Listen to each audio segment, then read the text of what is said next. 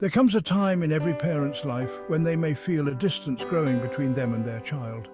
It can be a painful realization, one that brings feelings of guilt, sadness, and helplessness. In today's fast-paced world, it's easy for bonds to weaken.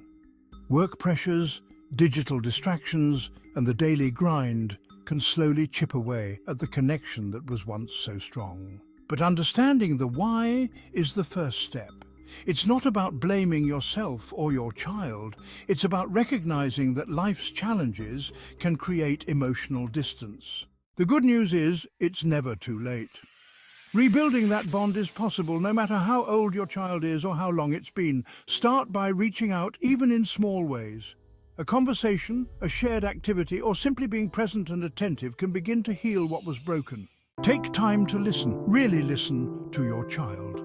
Show them that you care about their thoughts, feelings, and experiences. And most importantly, be patient with yourself and with them. Rebuilding trust and connection takes time, but every effort counts. Remember, the bond between a parent and child is resilient. No matter what has happened in the past, you have the power to create a stronger, more loving relationship starting today. Don't lose hope. It's never too late.